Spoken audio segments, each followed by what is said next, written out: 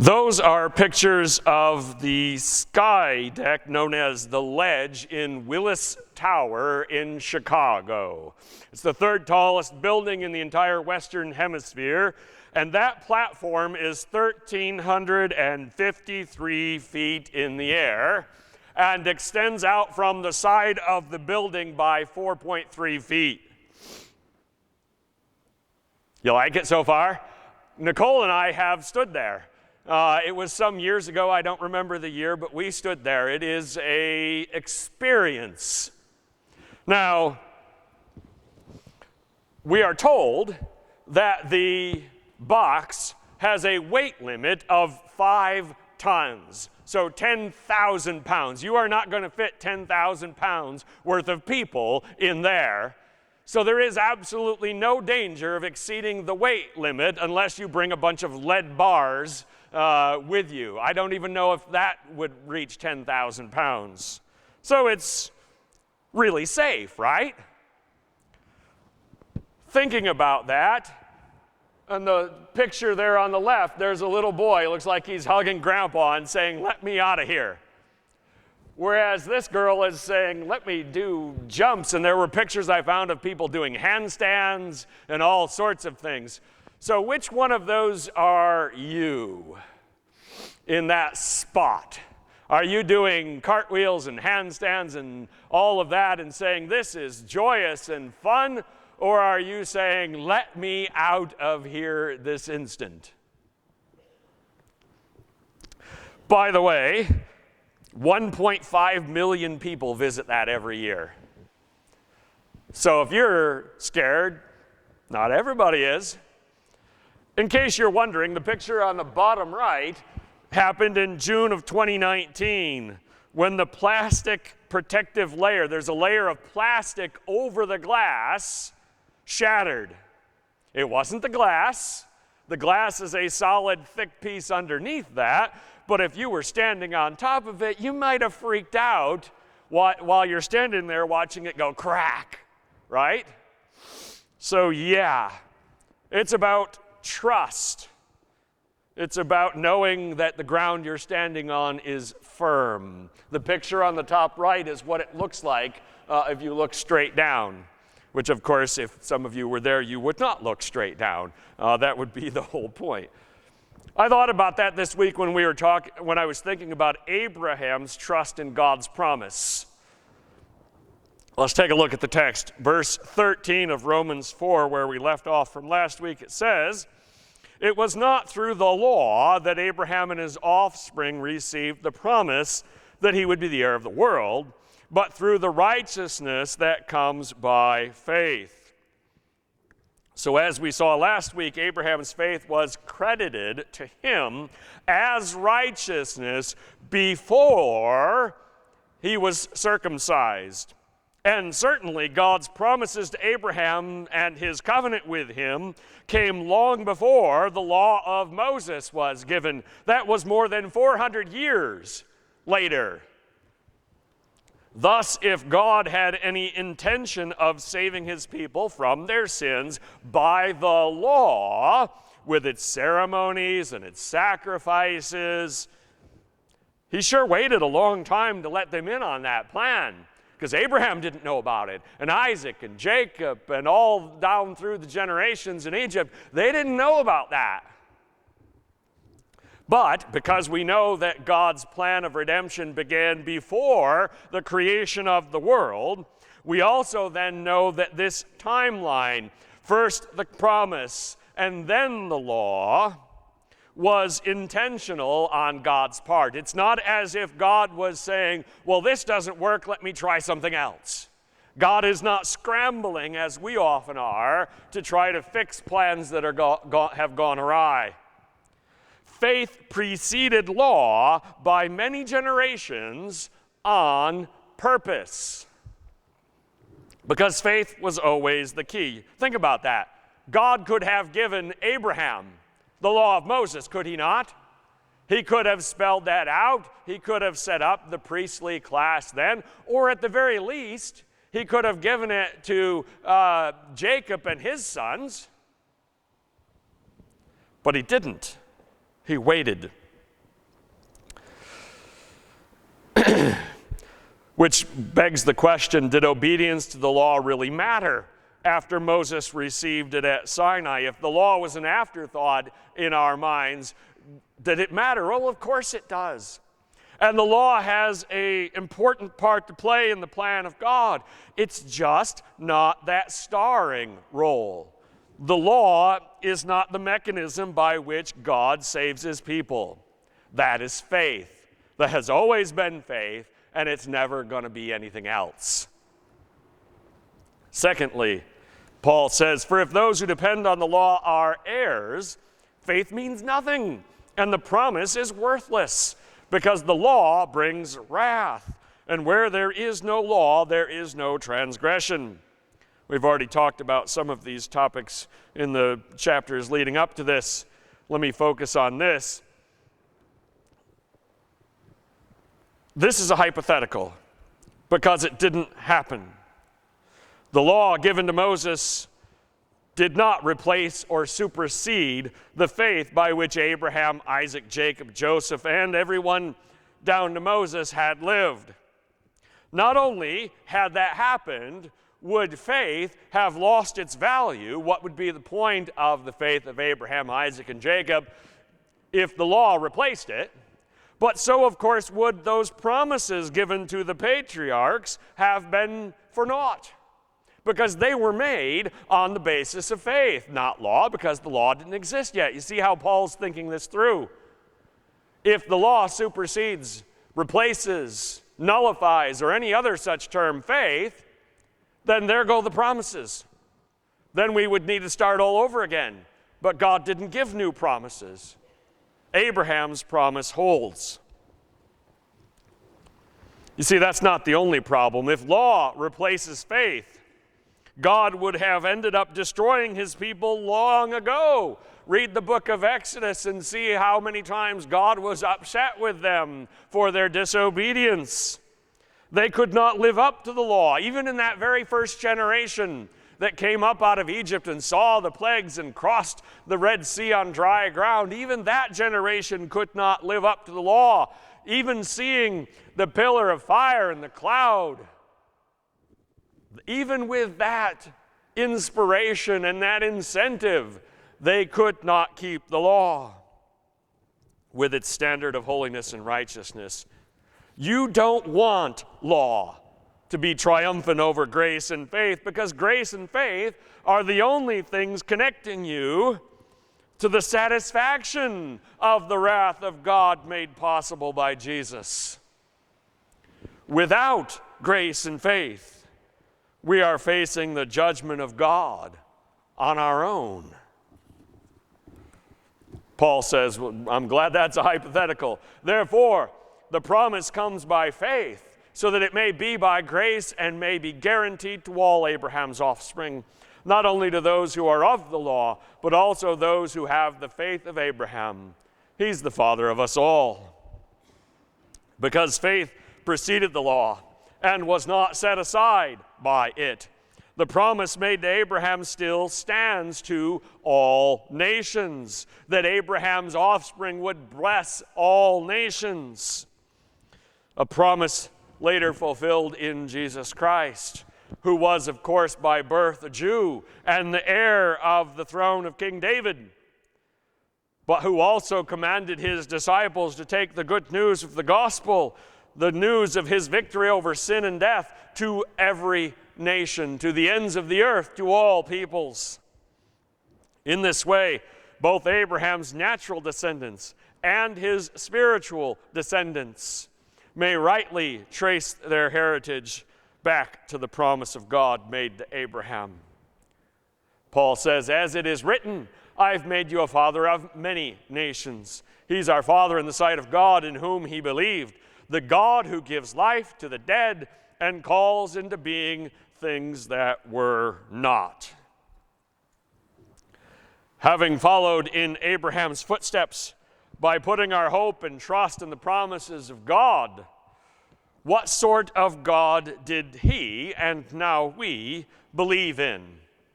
Here's an interesting description in this verse. God is one who gives life to the dead and one who calls into being things that were not. Honestly, those both sound really cool. Being able to give life to the dead, to make things out of nothing, those are amazing powers. It's the kind of thing, if you will excuse a pop culture reference, it's the kind of power that Thanos wanted to have at the snap of his infinity gauntleted fingers. And if you don't know what any of that is, ask somebody younger. That's from the recent comic books and movies. The difference being, of course, that Thanos is fictional. It's just a comic book. Nobody has such power except for God. Paul's talking about real miraculous power here. Now, what in particular Paul is referring to when he says those two things is going to become clear in the next verses, because he's going to continue talking about the birth of Isaac. Yet from a broader perspective, we know that Abraham wasn't the only one to experience God's power as both the creator of the universe when he made everything out of nothing. We've all experienced that power. And as the one who gives life. There's only one such miracle more impactful upon history than this one that Paul is talking about that started off the Jewish race by the miraculous birth of Isaac, and that, of course, is the resurrection of Jesus from the grave. A topic never far from the minds of any New Testament author. Paul's going to return to talking about the resurrection next week.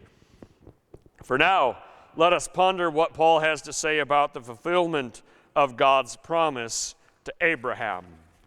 So let's look at that. Verse 18, against all hope, Abraham in hope believed, and so became the father of many nations. Just as it has been said to him, so shall your offspring be. I think that phrase is fascinating. Against all hope, Abraham in hope believed. It's the kind of thing you just sit and say, wait a minute. What does that mean? What are you saying, Paul? Is Paul saying that faith is rational or irrational? Do we believe because of what we see, what we experience, what we feel? Or do we believe in spite of those things? These are questions that have been asked for many centuries, with some Jews and later some Christians affirming the importance of evidence and logic, while others embracing the mystical and the paradoxical aspects of our faith. The answer lies, as it often does, closer to the middle than at the extremes. It's not entirely rational, and it's not entirely irrational. It's both. There's indeed evidence that supports our faith. Archaeological evidence, eyewitness evidence, all of that sort of thing. Things we should ponder to deepen our understanding and share with the gospel with others. John told us that in John 20:31 when he said, "These are written that you may believe that Jesus is the Messiah, the Son of God, and that by believing you may have life in his name." John said, "I wrote this gospel as evidence that you might believe." So there is that logical, evidentiary element to it. But at the same time, God also requires, not always, but from time to time, that his people take what we call a leap of faith. A phrase that we use to try to convey what it means to get from here to there when you can't see the path in front of you.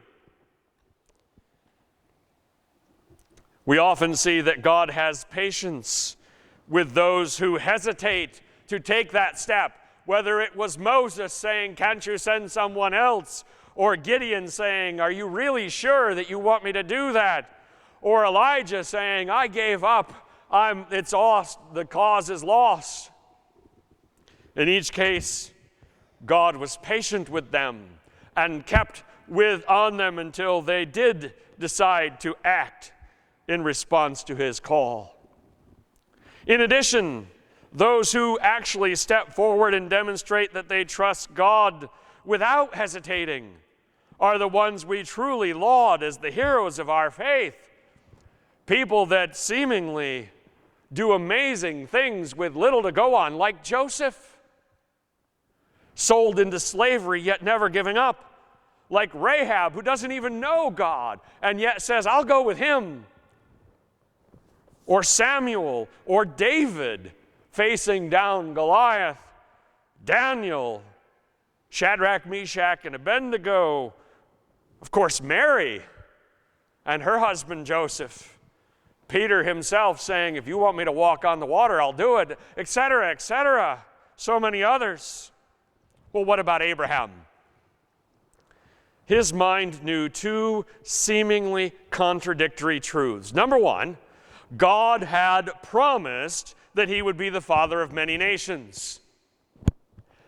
And he and his wife Sarah have remained childless all of these years of their marriage, and now they're kind of old. Actually, really old, but we're trying to be polite.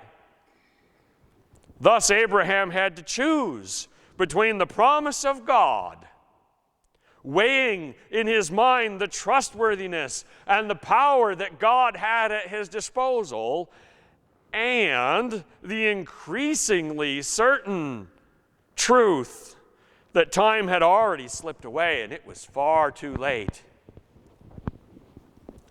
That phrase, against all hope, Abraham in hope believed, illustrates what he chose to do. Let go of what experience was telling him and cling instead to what God had promised. Remember, Abraham didn't do this for a moment, but for 14 years after God had appeared to him and reassured him by showing him the stars. 14 years went by before the birth of Isaac. That's a whole lot of clinging to hope. Verse 19, without weakening in his faith, he faced the fact that his body was as good as dead, since he was about 100 years old, and that Sarah's womb was also dead. I think the text is kind, trying to make it nice in this case. The time had already passed. Did Abraham have moments of doubt or anxiety? There's an interesting question for us. The text of Genesis actually highlights two such episodes when Abraham lied during his sojourn in Egypt, saying that Sarah was his sister and not his wife. We see that his faith was struggling there. Why else would he lie?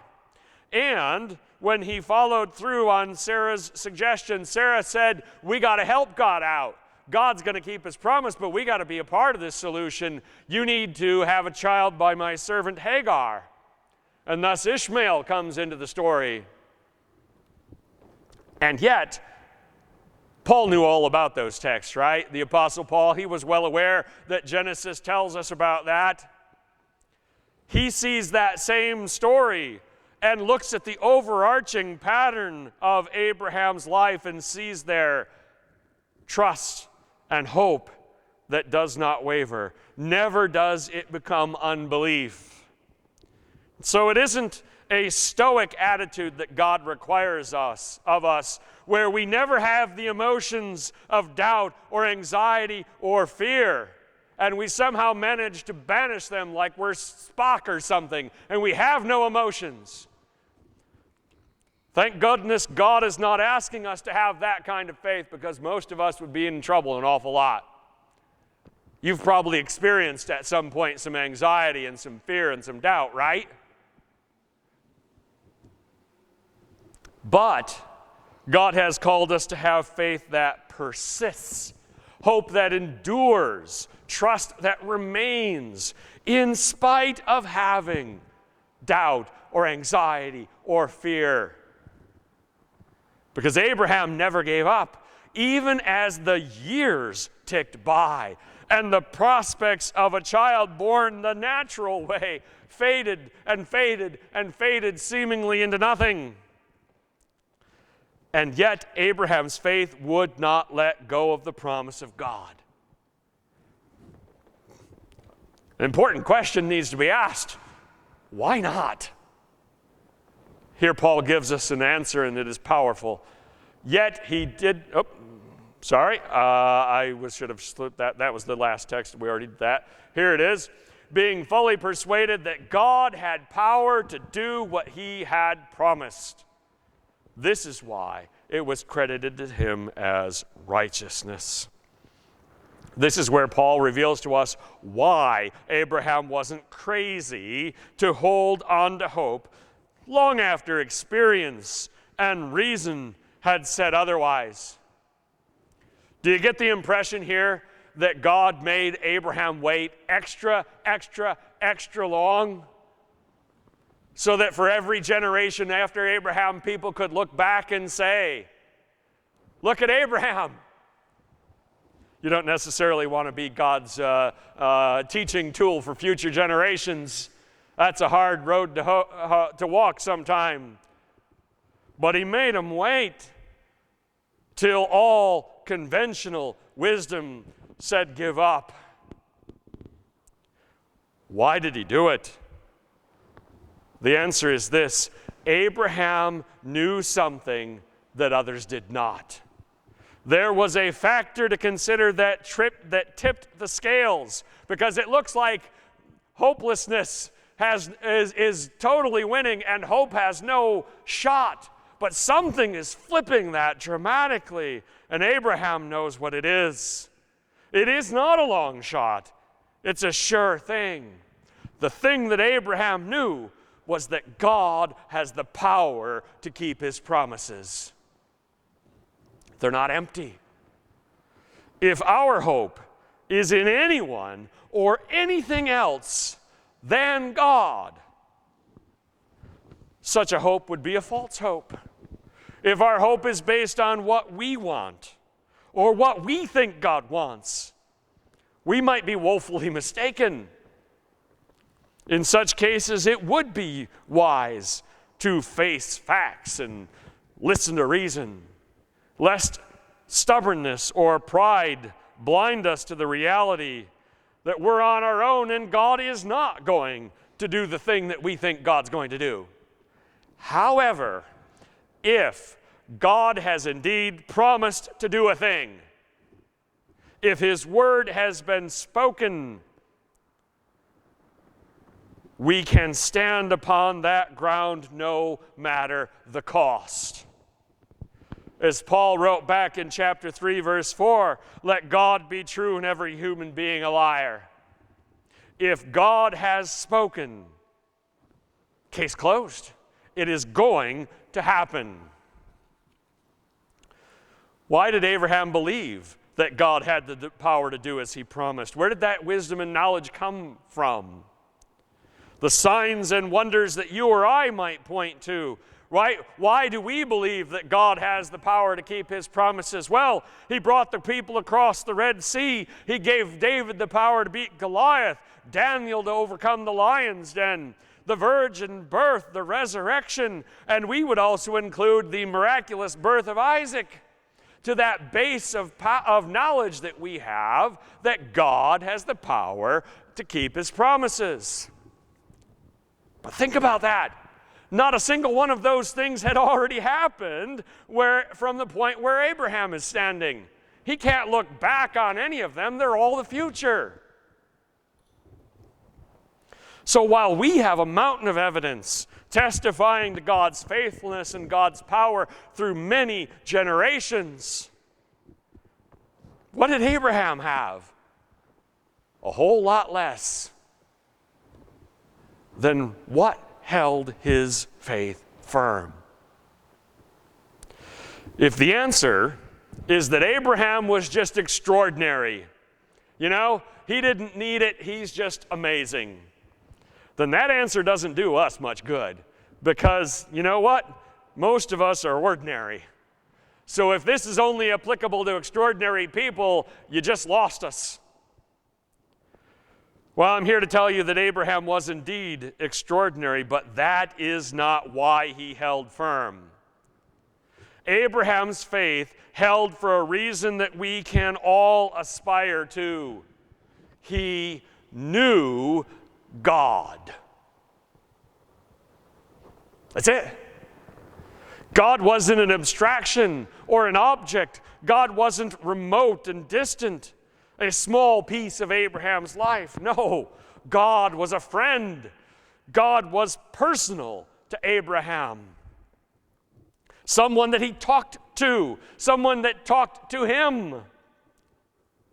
Abraham trusted God's truthfulness and his power because he knew with whom that trust had been placed.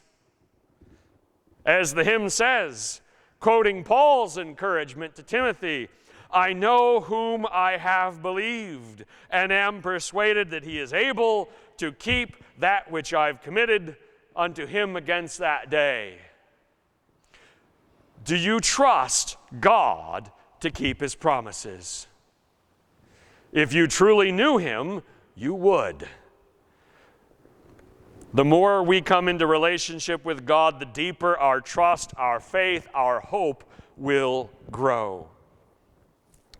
Because God does indeed have the power to do what he has promised.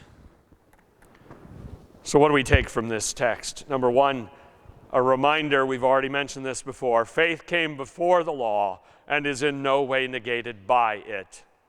Secondly, as our Creator, God alone can give life to the dead and make the seemingly impossible possible. Thirdly, faith is not irrational when it is relational.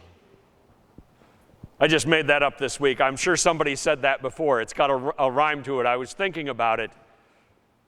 There's a caveat, of course. The relationship has to be with God in order for that faith to be rational. But if your hope and your trust and your faith is in the person and the Word of God, it cannot be irrational, because that is where the true power of the universe lies.